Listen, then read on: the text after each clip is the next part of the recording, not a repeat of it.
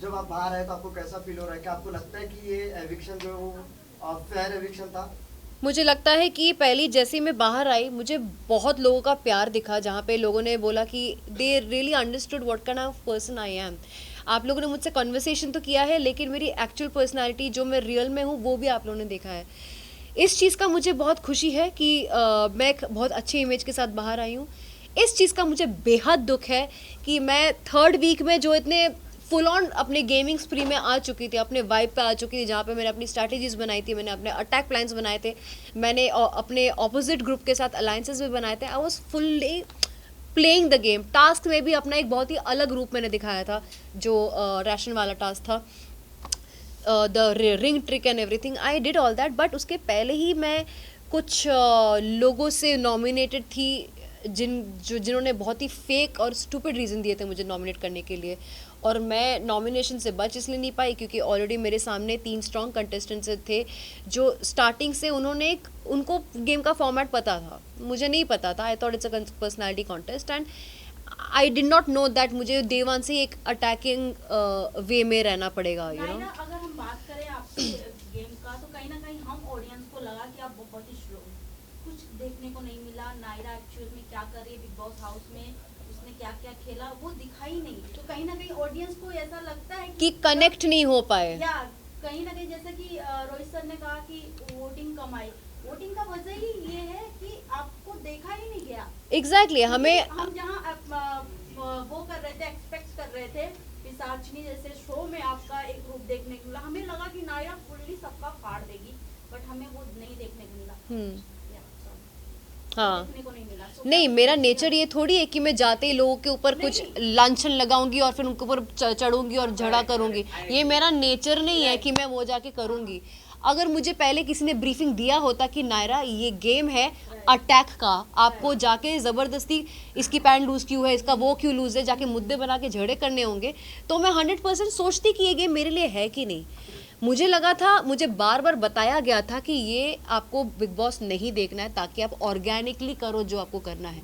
And organically आप जब किसी नए जगह पे जाते हो आपको 1-2 हफ्ता लगता ही है आपके आसपास के लोगों को समझने के लिए और आपकी वाइब समझने के लिए, which was a very natural process. तो मेरा वही हुआ। तीसरे हफ्ते में मैं सब कुछ समझी, मैं स्टेबल फील करने लगी और मैं अपना गेम खेलना शुरू की थी। पहले नायरा हफ्ते जी, में अविनाश आपको जी एक के बार ऊपर वार्निंग आप भी क्या मिली थी। पहले हफ्ते में सलमान खान ने आपके साथ पूरा वीकेंड का बार भी किया था, वार्निंग मिली थी, लेकिन आपको नहीं लगता कहीं ना कहीं आपने लेट कर दिया? तीसरे वीक में आप दिखना स्टार्ट हुई, गेम खेलने में थोड़ी सी मुझे, मैं वही तो कह रही हूँ ना, मैं गेम को समझी नहीं थी। Being opinionated does not mean I have to scream and give my opinions, right. मेरा तरीका, सपोज मुझे सपोज आपका और मेरा कुछ एक डिसएग्रीमेंट हुआ है, आप चिल्लाओगे, इंसान तब चिल्लाता है या फिर इंसान तब अपना वॉल्यूम हाई करता है जब सामने वाला इंसान आपका सुनना नहीं चाहता। बट मेरा तरीका ही है आपको बाजू में बिठा के बात करना, अपने ओपिनियंस उस तरह देना। प्लस लोगों को लगा था कि मैं बहुत डोमिनेटिंग हूँ, लोगों को लगा था मैं बहुत डोमिनेटिंग हूँ।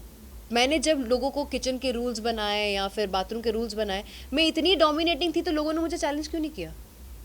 क्यों किसी ने मुझे काउंटर नहीं किया? क्यों किसी ने ये नहीं बताया कि मुझे कोई हक नहीं कुछ बोलने का, बाकी लोगों को डिक्टेट करने का? Why nobody challenge me? सब मेरी बात सुन के बैठ क्यों गए फिर? तो मैंने तो अपना काम निकलवा लिया ना लोगों से। नायरा, टॉकिंग अबाउट यू, जब आप घर से बाहर निकल रही थी, यू सेड कि guys it's okay, we knew it only, but जब आप बाहर निकली, we have seen your emotional side के इतने जल्दी नहीं, ऐसे कैसे, मैंने गेम अभी स्टार्ट किया था। तो व्हाट यू वांटेड टू से, एक्सपेक्टेड था ये चीज़? मुझे लगता है कि सी मैं डिसअपॉइंट बाहर आके इसलिए हुई क्योंकि क्लियरली लाइफ में मेरा जितना तामझाम था, चीज़ें थी, फन चीज़ें थी, मेरी इंटरेक्शंस थे, मेरे पर्सनालिटी के बाकी जो चीज़ें थे वो क्लियरली दिख रहा था जो एपिसोड में नहीं डाला था। और मुझे नहीं पता है कि वो एपिसोड में क्यों नहीं डाला था। मैं अज्यूम कर रही हूँ कि नहीं डाला था क्योंकि मेरा कोई पर्सनल फाइट नहीं था किसी के साथ। अभी अगर किसी के साथ मेरा पर्सनल नहीं फाइट हुआ है तो मैं ज़बरदस्ती जाके फाइट नहीं कर सकती ना, that is against my nature. तो उसको मैं क्रिएट कैसे करूँ? मैं समझी गेम को, मैं लोगों की असली चेहरे जब पहचानी तब मेरे को रियलाइज होने लगा कि मैं कैसे किस किस को एलिमिनेट करना चाहती हूँ, because I saw the real faces.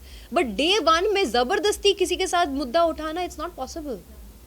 हुआ ही नहीं मेरे साथ, किसी ने ना मुझे चैलेंज किया ना मैंने किसी को किया, सब तो मेरी बात मान के बैठे थे। आपको नहीं लगता कि चाहत ने ये बहुत अच्छे से बिग बॉस का सिनेरियो देखा और उसका बहुत ज्यादा फायदा उठा रही है, झगड़े और मुद्दे बना? सच में घर पे जहाँ तक हम ऑडियंस को चाहत इतना लोगों को नहीं पता था कि चाहत कौन है, बट टीवी शो की है आई नो, बट कहीं ना कहीं बिग बॉस से जिस तरीके से टीआरपी उन्हें मिल रहा है बहुत शॉकिंगली है। सी चाहत है समबडी जो बहुत चिल्ड आउट रहती है घर में, बहुत चिल्ड आउट रहती है। वो कभी कभी सोती भी रहती है और ग्रुप में बैठने के बावजूद भी वो बात तक नहीं करती है। आप लाइव में उनको ऑब्जर्व करना, उसके कुछ चीज़ों के वजह से, फॉर एग्जांपल बेड वाला जो मुद्दा हुआ था वो उन्होंने, आप अगर एपिसोड देखोगे, उन्होंने एक बार भी अपने मुंह से नहीं बोला कि मुझे स्नोरिंग या चीखने की वजह से बेड अंदर सोना नहीं है।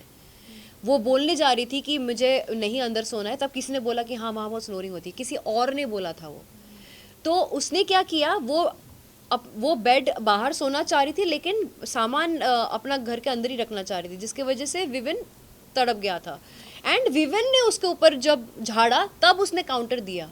तो घर पे भी वो खुद से कभी अपना ओपिनियन नहीं देती हैं। आज तक जितने भी ओपिनियंस हुए हैं उन्होंने ओपिनियन नहीं दिया है। वो गई भी है तो लोगों ने उसको जाने बोला है कि आप बीच में मत पड़ो। एटलीस्ट मैंने चिल्ला चिल्ला के अपने कुछ कुछ ओपिनियंस दिए हैं। वो सिर्फ डिफेंस में ही अपना बताती हैं, डिफेंस में ही। वो पकड़ा था, गैस का पकड़ा था, शी वॉज क्राइंग। जब मैंने उसके ऊपर चिल्लाया, वो पार्ट तो चलो टेलीकास्ट में दिखाया नहीं, जब मैं उसके ऊपर चढ़ी थी कि तुम घर के साथ नहीं रहना चाहती हो, कोई बात नहीं, तुम्हें खाना रोकने का हक किसी को नहीं है, लेकिन एक कर्टसी होती है कि तुम हमसे बात तो कर सकती थी कि आरफिन भाई, नायरा, आप सब लोग, मैं आपके साथ अनशन में नहीं बैठना चाहती।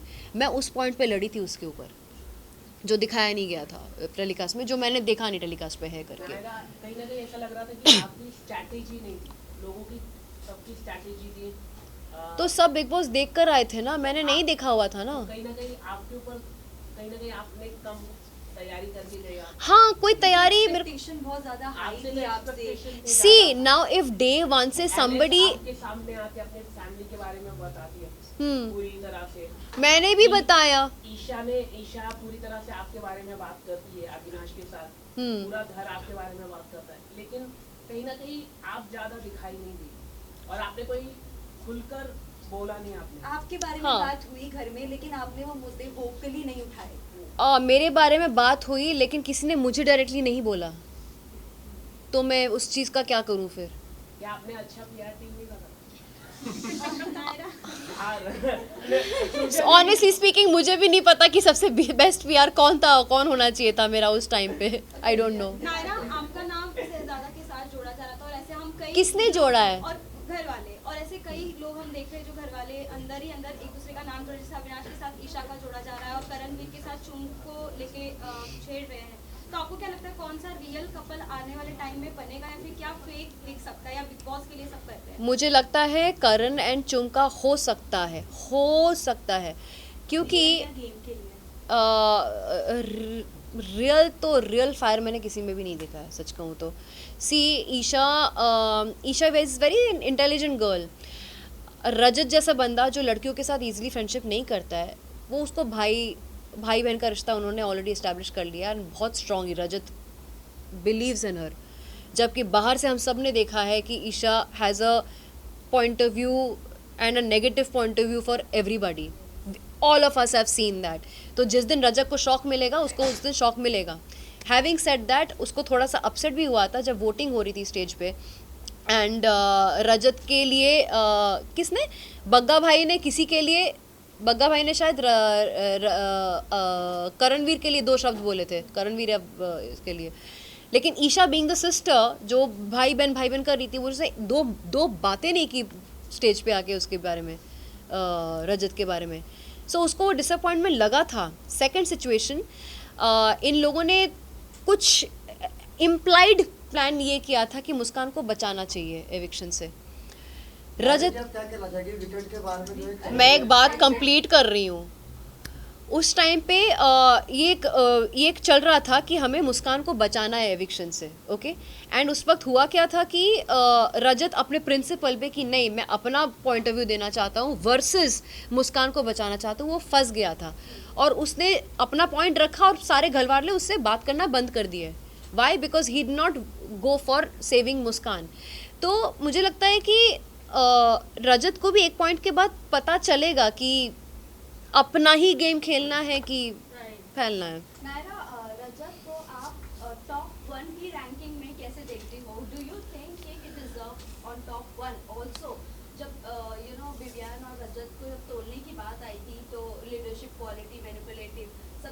ज़्यादा रजत को दिया गया था, ना ही तो विवियन को दिया गया था। व्हाट यू हैव टू से कि उनमें क्वालिटी, क्योंकि एक जब सलमान खान ने उनसे पूछा था तो आप अगर जेल में होते तो क्या आप खाना देते, तो उन्होंने कह दिया था बिल्कुल नहीं देता मैं।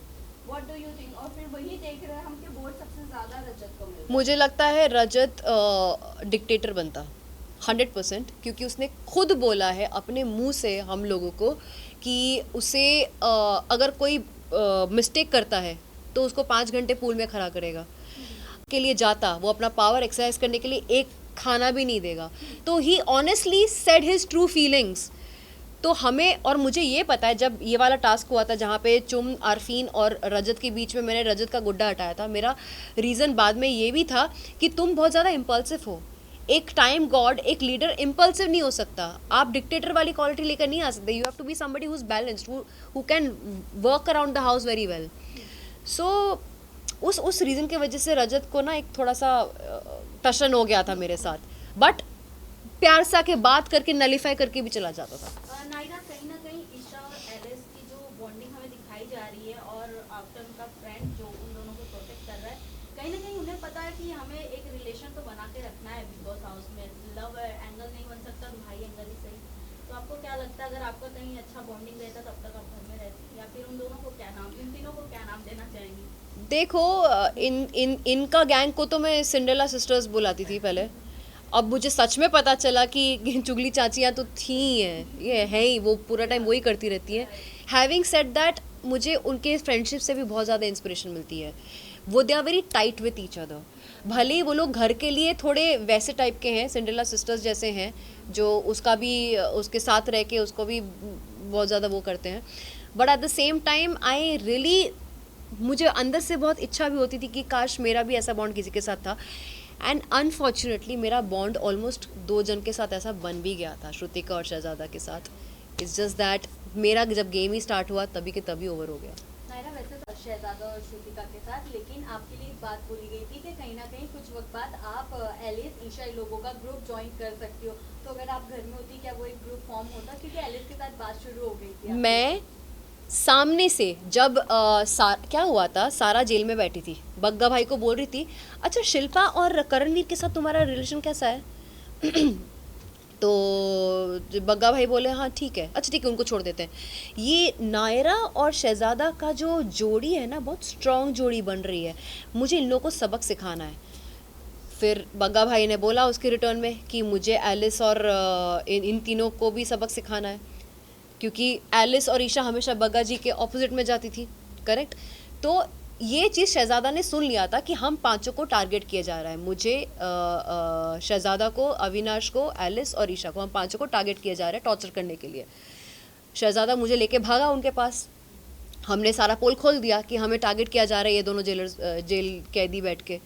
तो तभी के तभी they also got a shock of their life. And फिर मैंने ये चीज़ प्रपोज किया कि इस हफ्ते हम एक दूसरे को क्रॉस नहीं करेंगे, लेट्स बी एन अलायंस, लेकिन ऐसा अलायंस जो पूरे घर वाले नहीं देखेंगे, क्योंकि घर वाले देखेंगे तो हम सबकी नज़र में आ जाएंगे, उनके और अलग अलग स्ट्रैटेजीज आनी शुरू हो जाएगी। सो येस, अलायंस की डिस्कशन ऑलरेडी हो चुकी थी, हम एक दूसरे के साथ नॉर्मली बिहेव कर रहे थे, लेकिन अंदर से we were an alliance together, all of us. Last question. Who do you think is the fake contestant of the house?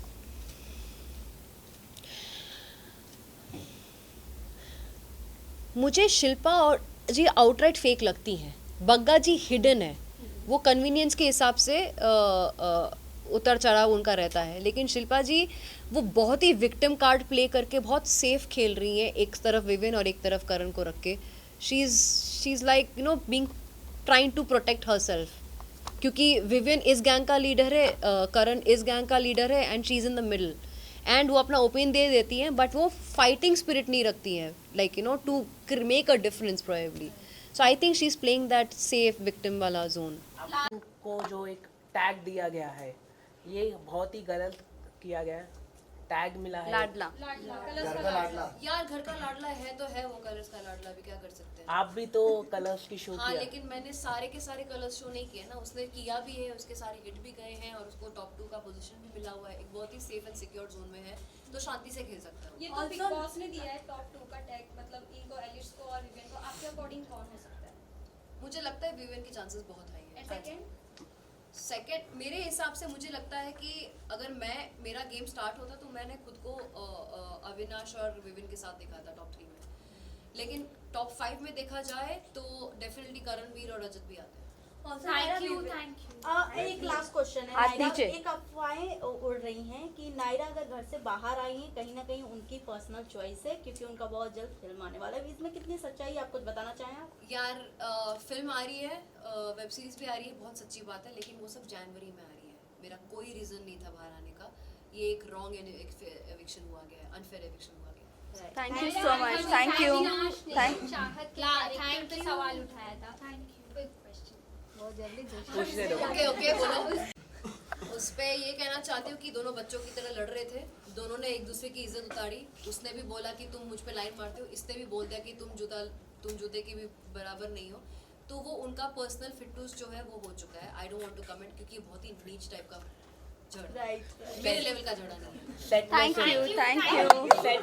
Set का झगड़ा है, सेट का झगड़ा है उनका, हाँ, वो मुझे उनका मालूम सेट का झगड़ा है। है। ये मेरा झगड़ा नहीं है, घर का झगड़ा नहीं है, होता है ना, उनका personal झगड़ा है। पोस्ट स्टार वाले लोग। फाइट हुई नायरा, आपने देखा? किसका? उनकी मम्मी होगा। हाँ देखा ना मैंने, देखा। Thank you, thank you. बस हो गया। विजुअल एक विजुअल। नायरा जी प्लीज खड़े हो जाइए, विजुअल्स दे दीजिए। भाई कैमरा नीचे लो। ए सर कटी बिल्ली। बस मैम सामने। क्या बात है।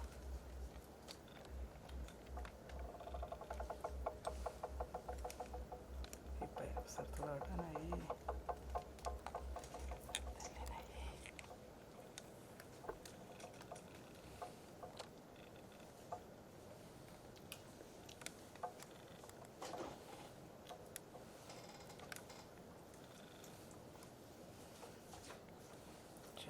Thank you. अरे बात कर सकते हो मैम से खड़े खड़े। नहीं नहीं, हो गया बस, आज के लिए इतना ही काफी है।